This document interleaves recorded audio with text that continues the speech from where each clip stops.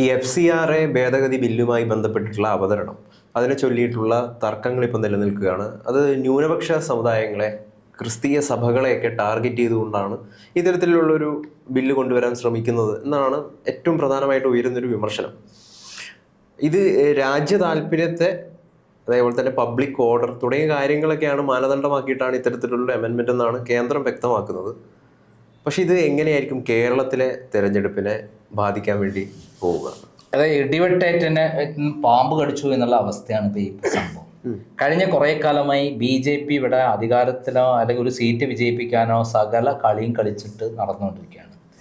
കഴിഞ്ഞ തവണ സുരേഷ് ഗോപി ആണ് ഇവിടെ ജയിച്ചിട്ടുള്ളത്. ഇപ്പം സുരേഷ് ഗോപിൻ്റെ ഇലക്ഷനിലെ ജയം ഹൈക്കോടതിയിൽ ചോദ്യം ചെയ്യപ്പെട്ട് അദ്ദേഹത്തിന് ഉപഹർജി പോലും തള്ളപ്പെട്ടിരിക്കുകയാണ്. അതായത് BJPയുടെ MP സ്ഥാനാർത്ഥിത്വം പോലും റദ്ദാക്കുന്നൊരവസ്ഥയിൽ നിൽക്കുകയാണ്. കഴിഞ്ഞ തവണത്തെ നിയമസഭാ തെരഞ്ഞെടുപ്പിൽ കേരളത്തിൽ നിന്ന് ആകെ ഉണ്ടായിരുന്ന സീറ്റ് പോലും നഷ്ടപ്പെട്ടു പോയി. ഈ സന്ദർഭത്തിലാണ് BJP വളരെ കരുതലോടുകൂടി ക്രിസ്ത്യൻ മേഖലയിലുള്ള മതാധ്യക്ഷന്മാരെയൊക്കെ പങ്കെടുപ്പിച്ച് അതിലുള്ള നേതാക്കന്മാരെയൊക്കെ രംഗത്തിറക്കി അവിടെ ഒരു കേന്ദ്രമന്ത്രിയെ തന്നെ കുര്യനെ അടക്കം കൊടുത്ത് PC ജോർജിനെയും അതേപോലെ അദ്ദേഹത്തിൻ്റെ മകനെയും രംഗത്തിറക്കി. അതേപോലെ നമ്മുടെ ഇവിടെ സമരം, നമ്മുടെ മുനമ്പ സമരമെല്ലാം ഏറ്റെടുത്ത് ആ രൂപത്തിൽ ക്രിസ്ത്യൻ മേഖലയിലുള്ള സംഘടനകളെയും സമുദായത്തെയും ഓരോ വിഭാഗത്തെയും ചേർത്ത് പിടിക്കാനുള്ള പരിപാടിയാണ് കേരളത്തിലുണ്ടായിരുന്നത്.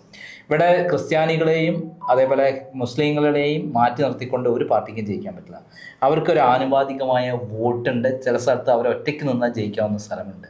അവർ തന്നെ പല ഭാഗങ്ങളുണ്ട്. ഒക്കെ ശരി, എല്ലാ വിഭാഗങ്ങളും ചേർത്ത് പിടിച്ചുകൊണ്ട് മുന്നേറാനുള്ള ശ്രമമായിരുന്നു ഉണ്ടായിരുന്നത്. ഏകദേശം വിജയം കണ്ടു തുടങ്ങിയ സന്ദർഭത്തിലാണ് ഇടുത്തി പോലെ ഇപ്പോൾ ഈ സംഭവം ഇടിവെട്ടേറ്റനെ മാമ്പ് കടിച്ചു എന്നുള്ള പോലെയാണ് ഇപ്പോൾ BJPയെ സംബന്ധിച്ചിടത്തോളം കേരളത്തിലുള്ളത്. അതോടൊപ്പം തന്നെ CPMനെ സംബന്ധിച്ചിടത്തോളം BJPയുമായി ധാരണയുള്ള ആളാണ്, മുണ്ടെടുത്ത ബോധിയാണ് പിണറായി എന്നുള്ള ധാരണ ഉണ്ടാവുകയും അദ്ദേഹത്തിനെതിരെയുള്ള ഒരൊറ്റ കേസിലും ഇതുവരെ അദ്ദേഹത്തിന് യാതൊരു നടപടിയും ഇല്ലാതെ സംരക്ഷിച്ചു കൊണ്ടിരിക്കുന്ന സന്ദർഭത്തിൽ ഇവിടെയുള്ള ക്രിസ്ത്യാനികളും അതേപോലെ മുസ്ലിങ്ങളും എൻബ്ലോക്കായി ഈ വോട്ട് ഈ സന്ദർഭത്തിൽ ആർക്ക് അനുകൂലമായി പോകും?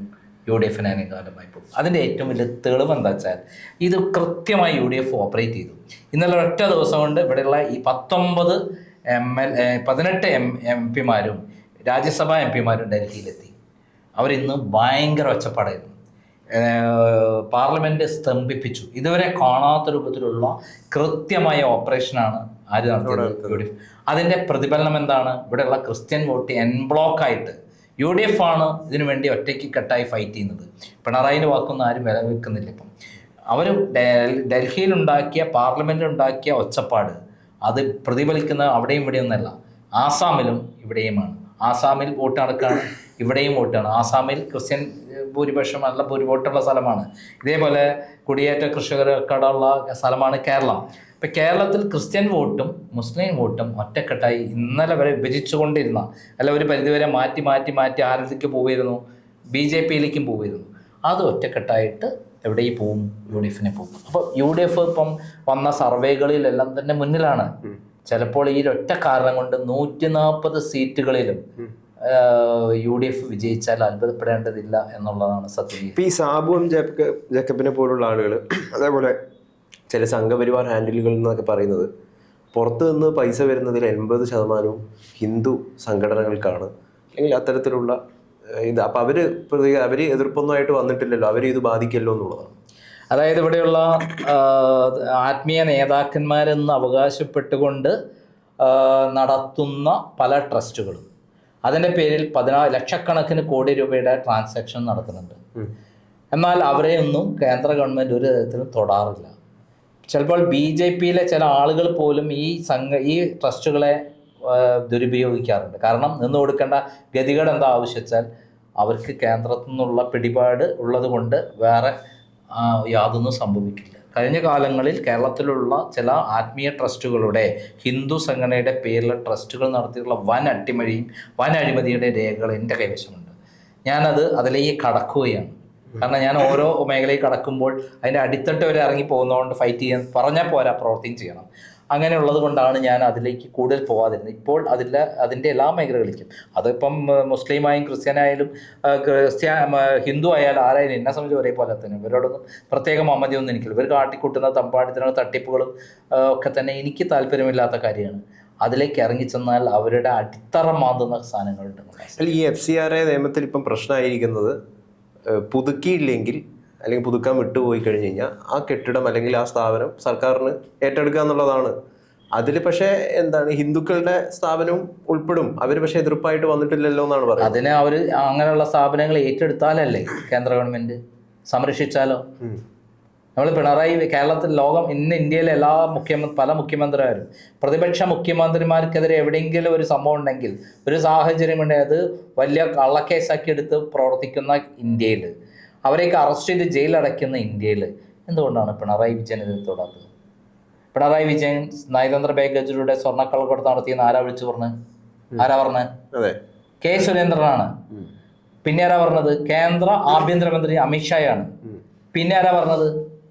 നരേന്ദ്രമോദിയാണ്. അപ്പം സാക്ഷികളായിട്ട് ഇവരുണ്ട്. എന്താ അദ്ദേഹത്തിനെതിരെ തൊടാത്തത്? എന്തുകൊണ്ടാണ് ഡോളർ കടത്തിൽ ഇവിടെ നിന്ന് 300 കോടി രൂപ ഒറ്റത്തവണ തന്നെ അദ്ദേഹം കടത്തിയതാണ് സ്വപ്നയുടെ മൊഴിയിലുണ്ട്. എന്തുകൊണ്ടാണ് ഡോളർ കടത്തിൽ അദ്ദേഹത്തിനെതിരെ തൊടാത്തത്? എന്തുകൊണ്ടാണ് ഇതില്ലേ കരിമണൽ കേസുമായുള്ള കേസിൽ ഷോൺ ജോർജ് കൊടുത്ത കേസിൽ പോലും തൊടാത്തത്?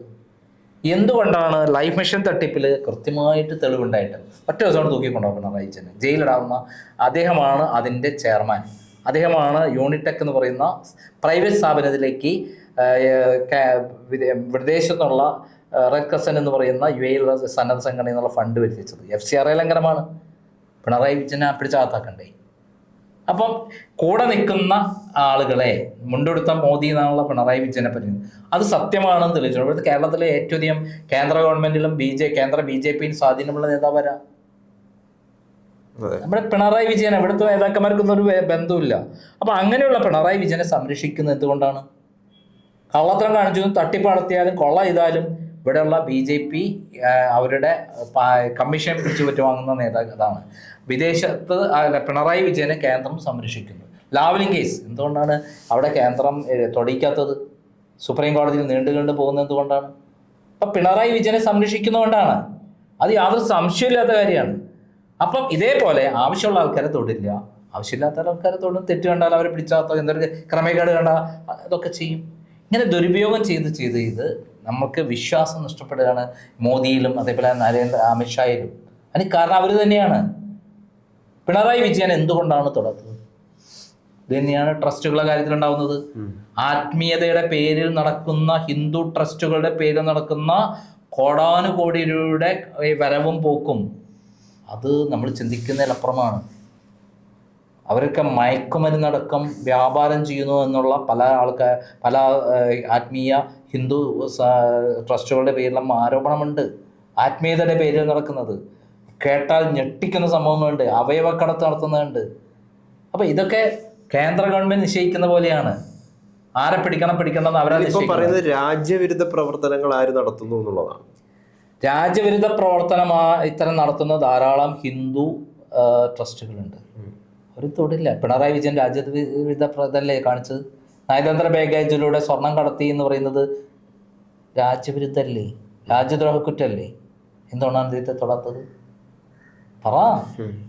അപ്പം പിണറായി വിജയൻ അവരുടെ ഗുഡ് ലിസ്റ്റ് പെട്ട ആളെ തൊടില്ല. അല്ലാത്ത ആൾക്കാരെ, അവരെ എതിർത്ത് പറയുന്ന ആൾക്കാരെ പിടിച്ചാത്താക്കും. ഇത് തന്നെയല്ലേ നടക്കുന്നത്? ഇപ്പം കേരളത്തെ സംബന്ധിച്ചിടത്തോളം ഉള്ള ഇപ്പോഴത്തെ പ്രശ്നം എന്ന് പറയുന്നത് FCRA വ്യാപകമായ രൂപത്തിൽ ഒറ്റ ദിവസം കൊണ്ട് കേരളത്തിൽ ക്രിസ്ത്യൻ സമൂഹം ഒറ്റക്കെട്ടായി UDF-ലേക്ക് നീങ്ങുന്നു എന്നുള്ളതാണ്. ഇപ്പം വന്ന സർവേകളിൽ മനോരമ സർവേ പറയുന്നത് 85 സീറ്റ് വരെ UDF പിടിക്കുന്നതാണ്. 140 സീറ്റിലും UDF വിജയിക്കാനുള്ള എല്ലാ കാര്യങ്ങളും ഇപ്പോൾ കേന്ദ്രം തന്നെ ചെയ്തു കൊടുത്തിരിക്കുകയാണ്. BJPക്ക് ചില സീറ്റുകൾ കിട്ടാനുള്ള എല്ലാ സാഹചര്യവും ഉണ്ടായിരുന്നു. പിണറായി വിജയൻ വോട്ട് ചെയ്യാനുള്ള കാര്യങ്ങളും ചെയ്തു കൊടുത്തിരുന്നു. കൃത്യമായി തെളിവ് എൻ്റെ അടുത്തുണ്ട്.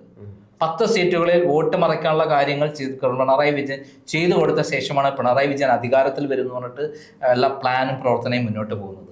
കഴിഞ്ഞ തദ്ദേശ സ്വയംഭരണ തെരഞ്ഞെടുപ്പിലെ ദയനീയമായ പരാജയത്തിന് ശേഷം ഈ കൊറോണ സമയത്ത് ഒന്നും ചെയ്യാൻ പറ്റാത്ത അവസ്ഥയായിരുന്നായിരിക്കും പിണറായി വിജയൻ. അപ്പം BJPക്ക് കിട്ടിയ വോട്ട് കണക്കുകൂട്ടി 10 മണ്ഡലങ്ങളിൽ CPM-ന്റെ ശിവൻകുട്ടിയെ ബലി കൊടുക്കും, കഴക്കൂട്ടത്ത് കടകംപള്ളിയെ ബലി കൊടുക്കും, വട്ടിയൂർക്കാവിൽ പ്രശാന്തിനെ ബലി കൊടുക്കും, അതേപോലെ കട്ടാക്കടയിൽ സതീഷിനെ ബലി കൊടുക്കും. അങ്ങനെ 10 പേരെ ബലി കൊടുത്ത് 130 സീറ്റുകളിൽ BJP-ന്റെ വോട്ട് വാങ്ങും.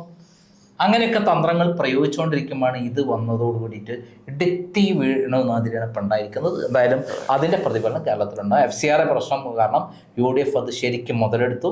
അവർ ഡൽഹിയിലേക്ക് പറന്നു, അവിടെ ബഹളമുണ്ടാക്കി, ഇവിടെ വോട്ടും നേടാൻ പോകുന്നത്.